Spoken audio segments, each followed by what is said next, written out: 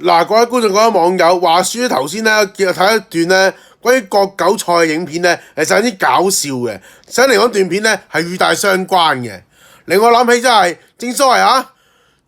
壯志唔知乜春嘢，笑談啊狂割中國韭啊，韭菜嘅韭啊，咁好啦，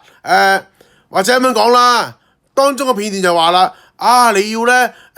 割啲老嘅，而且要割一批，剩翻另一批，咁撚樣又覺得咧被割一批就覺得自己無能，冇被割嗰批咧就覺得自己僥倖就沾自喜咁樣樣。其實講真啦，真係同啲社會好撚相似啊！即係話時話，究竟我哋呢班韭菜咧係真係冇努力過啊，係唔夠努力啊，點一切命中注定咧？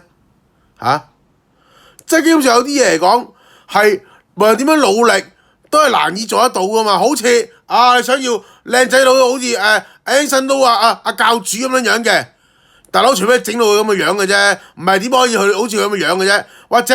我做李嘉誠個仔嘅，咁撲得街啦！除非李嘉誠梗得咁巧有外遇，而你死得早，梗得咁巧抽我隻籤，咁你先可以做李嘉誠個仔嘅啫。即係有時啲嘢唔係你要努力就一定會成功噶嘛。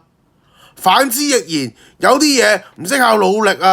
都可以得撚到噶嘛。所以咩努力咩勤奮咩節儉全部都係廢話，係睇你有冇呢個命嘅啫。你冇呢個命嘅，一係你又成世都係呢個命，一係你就命都冇撚埋，講撚完啦。